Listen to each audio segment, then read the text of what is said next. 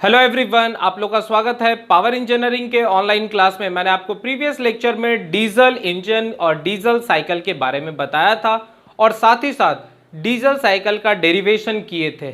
और आज के सेशन में हम लोग डीजल साइकिल पर बेस्ड कुछ इंपॉर्टेंट न्यूमेरिकल्स बताएंगे और उसके बाद आप अपने टेक्स्ट बुक से ज़्यादा प्रैक्टिस करेंगे। 90% चांसेस है कि जो न्यूमेरिकल्स आएगा वो ऑटो साइकिल पर ही बेस्ड आएगा, पर कभी कभी पिछले आपका जो ओल्ड सिलेबस था उसमें डीजल साइकिल पर काफ़ी न्यूमेरिकल्स आते थे, तो हो सकता है डीजल पर भी आए, इसलिए थोड़ा प्रैक्टिस आप डीजल पर भी करेंगे। तो एक क्वेश्चन लेते हैं डीजल साइकिल पर। कह क्या रहा है?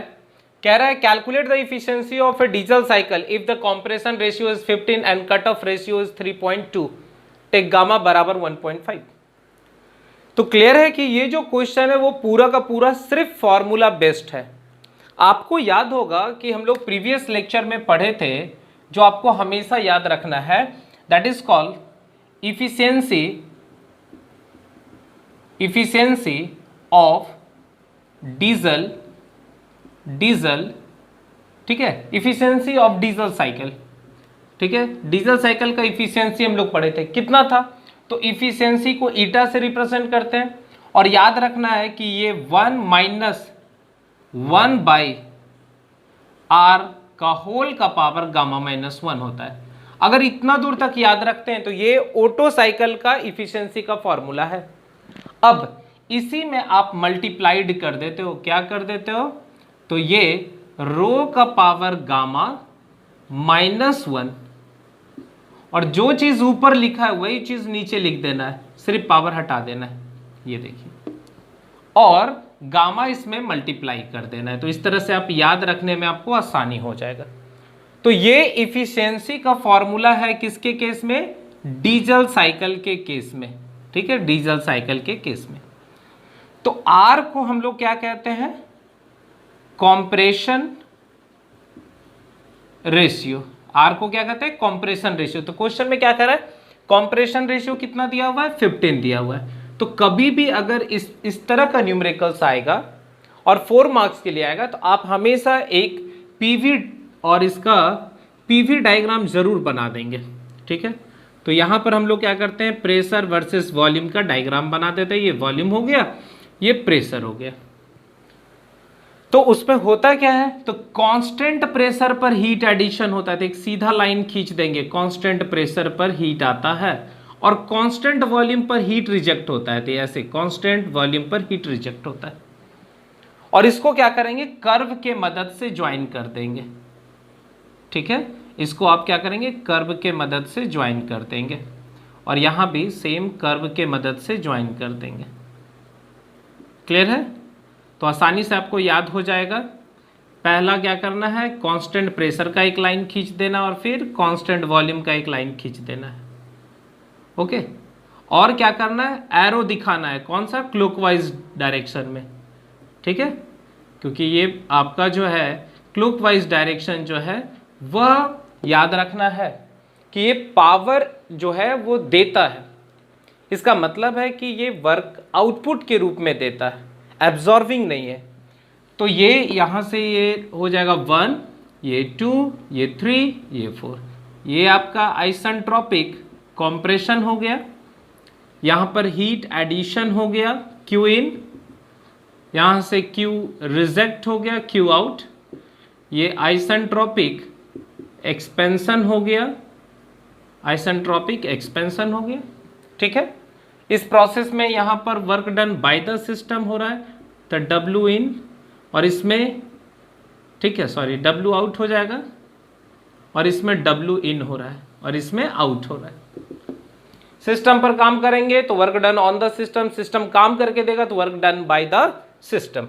तो कॉम्प्रेशन रेशियो इस फिगर के अनुसार क्या हो गया? तो ज्यादा वॉल्यूम बाई कम volume, V1 by V2, V1 by V1 is equal to V4 और यहां से अगर आप नोटिस करेंगे तो ये आपका V2 हो जाएगा। तो कॉम्प्रेशन रेशियो बराबर ज्यादा वॉल्यूम बाई कम वॉल्यूम। अच्छा, कट ऑफ रेशियो को, कट ऑफ रेशियो को हम लोग यहां वैल्यू दे दिया, कितना दे दिया है? 3.2। और होता क्या है? तो V3 बाई V2। जहां पर फ्यूल आना स्टार्ट होता है और जहां फ्यूल बंद हो जाता है उतने दूर के वॉल्यूम के रेशियो को क्या कहते हैं? कट ऑफ रेशियो कहते हैं। अच्छा, गामा का भी वैल्यू क्वेश्चन में दे दिया है, कितना है? 1.5। तो जितना इफिशियंसी के लिए जो जो पैरामीटर होना चाहिए वो सारा आपके पास अवेलेबल है। देयरफॉर इफिशियंसी किसका? डीजल का is equal to 1 minus 1/R। R का वैल्यू कितना दे दिया है? 15। ठीक है, गामा -1 इसका मतलब 1.5 - 1 इनटू, तो बड़ा सा एक ब्रैकेट दे देंगे। रो का वैल्यू कितना है? 3.2, 1.5 -1 और डिवाइडेड बाय 3.2 - 1 इंटू 1.5। ठीक, तो अब हम लोग क्या करेंगे? कैलकुलेटर से सारा डेटा को यहाँ पर लिख देते हैं और यहाँ से फाइनल जो मेरा वैल्यूज आ रहा है 3.2 होल का पावर आपका जो है 1.5, ठीक है। उसके बाद -1 और नीचे में हो जाएगा 2.2 इंटू 1.5, ठीक है, और डिवाइडेड बाय 15 का पावर 0.5 -1। तो यहाँ से जो वैल्यूज़ आ रहा है वो लगभग इफिशियंसी, ध्यान दीजिएगा, यहाँ से जो वैल्यूज़ आ रहा है इफिशियंसी बराबर 0.6303, जो परसेंटेज में कितना हो जाएगा? 63.03%। तो फाइनल आंसर क्या हो गया? Efficiency is equal to 63.0303%, and this is your required answer. तो आई होप आपको ये न्यूमेरिकल बहुत आसानी से समझ में आ गया, क्योंकि ये पूरा का पूरा फॉर्मूला बेस्ड था। अब हम लोग नेक्स्ट न्यूमेरिकल देखते हैं जो प्रीवियस ओल्ड सिलेबस में एसबीटी में पूछा गया है। ठीक है, तब तक आप इसको अच्छे से नोट डाउन कर लेंगे। ओके, चलिए अब हम लोग नेक्स्ट क्वेश्चन में आ जाते हैं। नेक्स्ट क्वेश्चन क्या कह रहा है? कह रहा है a diesel engine has a compression ratio of 20 and cut off takes place at 5% of the stroke, find the air standard efficiency, take gamma बराबर 1.4। बड़ा ही इंपॉर्टेंट क्वेश्चन है, क्योंकि इस टाइप का क्वेश्चन प्रीवियस ईयर में ओल्ड सिलेबस में आ चुका है एसबीटी में। कह रहा है कि ए डीजल इंजन, तो सबसे पहला काम क्या करेंगे हम लोग? डीजल साइकिल एक बना देंगे, जिसमें यहां पर वाई एक्सिस में हम लोग प्रेशर को शो करेंगे। कांस्टेंट प्रेशर पर क्या होगा? हीट एडिशन होता है। कांस्टेंट प्रेशर पर हीट एडिशन होगा, मतलब P2 is equal to P3, और कांस्टेंट वॉल्यूम पर हीट रिजेक्शन होगा, Q आउट। ठीक है, ये आपका कॉम्प्रेशन हो गया और ये आपका एक्सपेंशन हो गया। कौन सा? एडियाबेटिक। तो आइसेंट्रोपिक लिख देते हैं, आइसेंट्रोपिक। ठीक है, तो सबसे पहला क्या करना है? डीजल इंजन है तो डीजल साइकिल पर काम कर रहा है, तो यहां से मेरा सॉल्यूशन पार्ट्स आ जाता है। तो कॉम्प्रेशन रेशियो को हम लोग स्मॉल r रिप्रेजेंट करते हैं, और कॉम्प्रेशन रेशियो होता क्या है? फ्रॉम फिगर ये हो गया V1/V2। याद रखना है, कभी भी साइकिल का क्वेश्चन आएगा, चाहे वो किसी टाइप का साइकिल का क्वेश्चन है, आपको उसका पीवी डायग्राम जरूर ड्रॉ करना है, तभी जाके उसके न्यूमेरिकल्स को आप आसानी से बना सकते हैं। पूरे फॉर्मूला रटने से कभी नहीं बनेगा, आपको फिगर का कॉन्सेप्ट होना चाहिए। क्वेश्चन पढ़ेंगे, वहां से डेटा को फिगर से रिलेट करेंगे। तो यहां से इसका वैल्यू कितना आ गया? 20 आ गया। इसका मतलब हम कह सकते हैं कि V1 जो है वह 20 टाइम्स जो है V2 का है। तो ये मेरा एक इंपॉर्टेंट डेटा हो गया, इसको हम घेर लेते हैं। ठीक है, तो यहां से मेरा V1 is equal to 20 V2। इसका मतलब V1 बहुत ज्यादा है। देखिए, ये ओरिजिन है, ओरिजिन से यहां तक V1 है, और ये यहां से यहां V2 है। तो V2 हमेशा सिलेंडर के क्लियरेंस को बताता है, और V1 हमेशा सिलेंडर के टोटल वॉल्यूम को बताता है। ये दिमाग में बैठाइएगा। आगे बढ़ते हैं हम लोग। फिर क्या कह रहा है? And cut off takes place at 5% of the stroke. बस यही एक इंपॉर्टेंट लाइन है जो उसको आपको बहुत अच्छे से समझना है, क्योंकि मैक्सिमम बच्चा अगर कंफ्यूज करता है तो बस इसी प्लेस में कर सकता है। देखिए, इसमें एक चीज नहीं लिखा हुआ है जिसको आपको समझना है। कह रहा है cut off takes place at 5% of the stroke, तो इसमें वॉल्यूम छूटा हुआ है या वॉल्यूम हिडन है। तो आपको ये याद रखना है, cut off volume takes place 5% of the stroke volume, ऐसा लिखा हुआ है। तो यहां पर हम लोग क्या पता करेंगे? सबसे पहला पता करेंगे cut off volume. Cut off volume. तो कट ऑफ वॉल्यूम कैसे निकलेगा? तो देखिए यहां पर फ्यूल का कट हो जाता है, तो यहां से ओरिजिन से यहां तक के वॉल्यूम को हम V3 कह रहे हैं, तो V3 ले लिए, माइनस यहां पर स्टार्ट हो रहा है फ्यूल का इंजेक्ट होना, तो माइनस V1। तो इतने दूर के वॉल्यूम को हम लोग क्या कहेंगे? कट ऑफ वॉल्यूम कहेंगे। उसी तरह स्ट्रोक वॉल्यूम, स्ट्रोक वॉल्यूम, तो स्ट्रोक वॉल्यूम क्या होगा? तो यहां देखिए ध्यान से यहां तक के वॉल्यूम को हम V1 कह रहे हैं और यहां से यहां तक के वॉल्यूम को V2 कह रहे हैं। तो सिलेंडर बस यहां से यहां तक ही रेसिप्रोकेट करता है। तो अगर हम V1 में से V2 को घटा देंगे तो हमको क्या निकल जाएगा? ये देखिए स्ट्रोक वॉल्यूम निकल जाएगा। अब सामने देख लो, यहां से यहां तक V1 है, यहां से यहां V2 है, तो इतना में से ये घटा देंगे, ये देखिए ये पोर्शन घटा देंगे, तो we can easily calculate VS। अब हम लोग क्या कर रहे हैं? अब यहां से अकॉर्डिंग टू क्वेश्चन के अनुसार, अब जो लैंग्वेज कह रहा है उसको पकड़ लीजिए। कट ऑफ, तो कट ऑफ का मतलब cut off volume is equal to takes place 5% of stroke volume. तो स्ट्रोक वॉल्यूम कितना? V1 minus V2। बस इसी तरह आपको लिखना है, ये बड़ा इंपॉर्टेंट है। तो V3 minus V2 is equal to 5। अब परसेंटेज को हटा देंगे तो 100 से डिवाइड। अब V1 की जगह देखिए हम लिख सकते हैं 20V2 माइनस V2। अब एक दिमाग में क्वेश्चन आएगा कि सर आपको तो पता चल रहा था कि ये करना है, हमको कैसे पता चलेगा कि यही करना है? क्लियर बात हो रहा है? तो देखिए आपको एक चीज दिमाग में बैठा है कि efficiency of diesel cycle 1 minus 1 by R का पावर गामा माइनस 1 और रो का पावर गामा माइनस 1 और divided by rho minus 1 into gamma. Clear हो रहा है?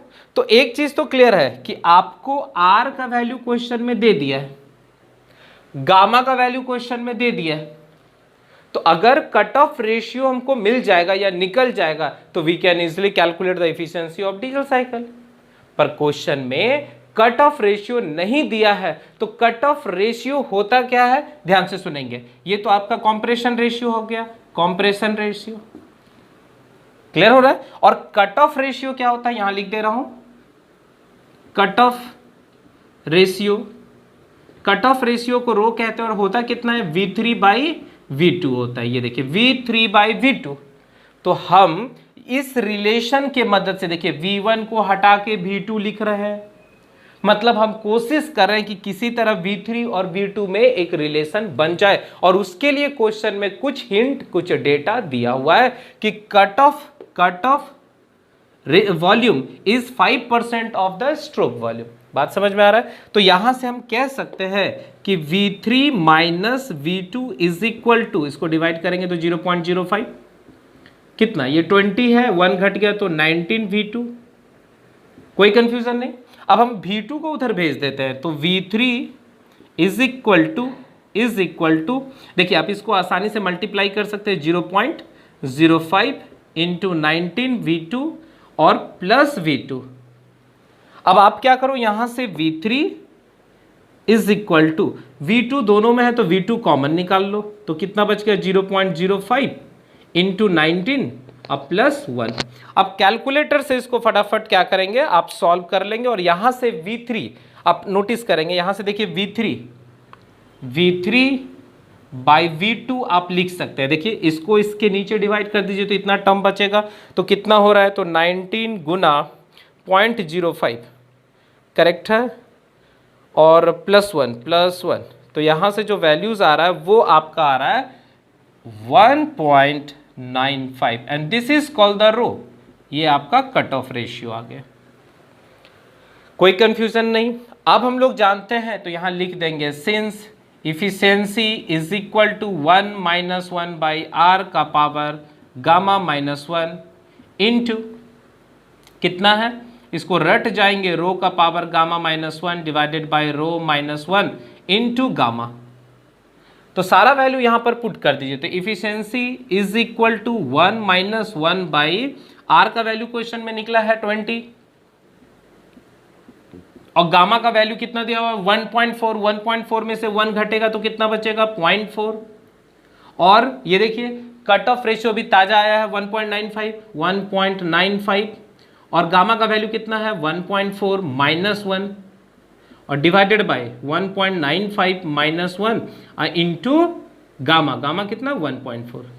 तो यहां से आप कैलकुलेटर से इसको सॉल्व कर लीजिए और यहां से इफिशियंसी आप आसानी से निकाल सकते हैं। तो हम लोग फटाफट क्या करेंगे, कैलकुलेटर के मदद से इसको सॉल्व करते हैं। 195 पावर कितना है 1.4 और माइनस 1 और इधर हो जाएगा आपका कितना 1.95 माइनस 1 मतलब 0.95 इंटू 1.4 करेक्ट है और डिवाइडेड बाय 20 का पावर 0.4 ठीक है और माइनस 1। तो यहाँ से इफिशियंसी जो आ रहा है वो आ रहा है 0.649 जिसको हम लोग लिख सकते हैं 64.9%। इसका मतलब जो इफिशियंसी हो गया इस कॉम्प्रेशन रेशियो और इस कट ऑफ रेशियो में कितना हो गया 64.9% हो गया। तो आई होप आपको ये न्यूमेरिकल बहुत अच्छे से समझ में आ चुका होगा। आप इसको रोक रोक के साथ में प्रैक्टिस करेंगे और ज़्यादा से ज़्यादा न्यूमेरिकल्स आप अपने टेक्स्ट बुक के एग्जाम्पल और एक्सरसाइज से करेंगे। ठीक है, तो डीजल साइकिल में यहीं तक रहने देते हैं। नेक्स्ट लेक्चर में आपको जो है डुअल साइकिल पढ़ाऊंगा और उस पर बेस्ड कुछ न्यूमेरिकल्स कराएंगे। तब तक आप लोग मन लगा के पढ़ते रहिए। ठीक है, थैंक यू।